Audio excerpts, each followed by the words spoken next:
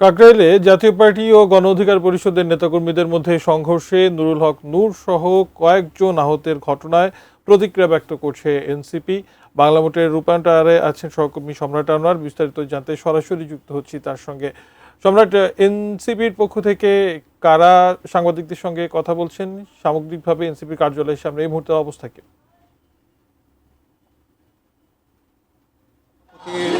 ইসলাম নূর সেখানে আক্রান্ত হয়েছেন এবং তাকে হাসপাতালে চিকিৎসা দেওয়া হচ্ছে। এই ঘটনার পরপরই জাতীয় নাগরিক পার্টির পক্ষ থেকে কর্মসূচি দেওয়া হয়েছে, তাৎক্ষণিক কর্মসূচি, অর্থাৎ যে কর্মসূচিতে তারা বিক্ষোভ মিছিল করছে। আমরা এখন যে জায়গাটিতে আছি একদম বাংলা মোটরে এনসিপির যে কার্যালয় রয়েছে সেই কার্যালয়ের ঠিক নিচে এখানে তাৎক্ষণিকভাবে জাতীয় নাগরিক পার্টির নেতাকর্মীরা এখানে জড়ো হয়েছেন এবং তারা স্লোগান দিচ্ছেন, বিক্ষোভ করছেন এবং তারা বারবার করে বলছেন যে বিগত ফ্যাসিস্ট সরকারের যারা দোসররা রয়েছেন কিংবা তাদের স্বাস্থ্যকর অল টাইম ফ্যামিলি কেক, সব সময় অল টাইম হেলদি লাইফ সপক্ষে যারা রয়েছেন তারাই এই ঘটনাটি ঘটিয়েছে এবং তাদেরকে দ্রুত খুঁজে বের করে আইনের আওতায় নিতে হবে। একই সাথে যে কোনোভাবেই যদি এই ফ্যাসিস্টের দোসরদের আবারও সেখানে তাদেরকে যুক্ত করা হয় কিংবা তাদের ব্যাপারে কোনো নমনীয়তা প্রদর্শন করা হয়, সেক্ষেত্রে কোনোভাবেই ছাড় দেওয়া হবে না। নতুন বাংলাদেশের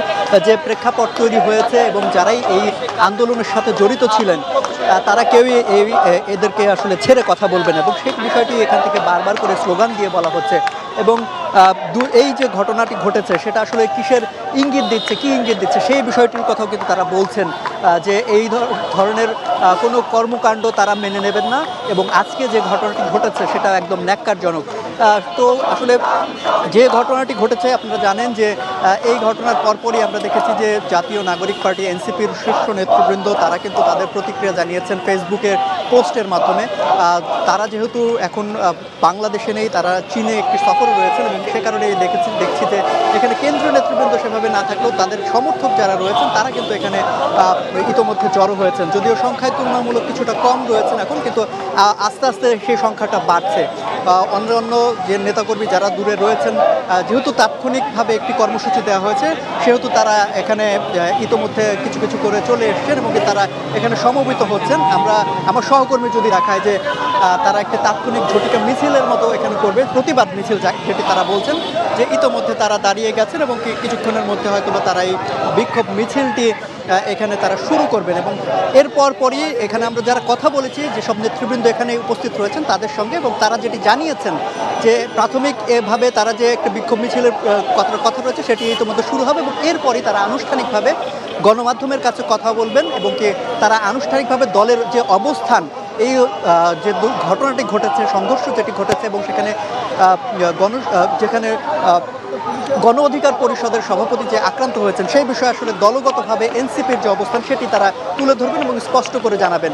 তো আমরা দেখতেই পাচ্ছি যে যারা এখানে নেতৃবৃন্দ ইতিমধ্যে উপস্থিত রয়েছেন তারা কিন্তু স্লোগান দিচ্ছেন এবং তারা তাদের অবস্থানটা পরিষ্কার করছেন এবং সেক্ষেত্রে তারা বলছেন যে জাতীয় পার্টির যে অবস্থান এবং তাদের যে আজকে তারা যে প্রতিবাদ করেছেন কিংবা তারা যে বিক্ষোভটি করেছেন সেই বিক্ষোভের বিপক্ষেই কিন্তু এনসিপির পক্ষ থেকে অবস্থান নেওয়া হয়েছে এবং তারা বলছেন যে এই যে জাতীয় পার্টির অবস্থান সেটি কিন্তু বিগত ফ্যাসিস্ট সরকারের যারা দোষর রয়েছেন তাদেরকে পুনর্বাসনের একটা চেষ্টা বলে এখান থেকে অভিযোগ করা হচ্ছে এবং সেটি যে তারা মেনে নেবেন না এবং কোনোভাবেই মানবে না এনসিপি, সেটিও তারা বারবার দাবি করছেন।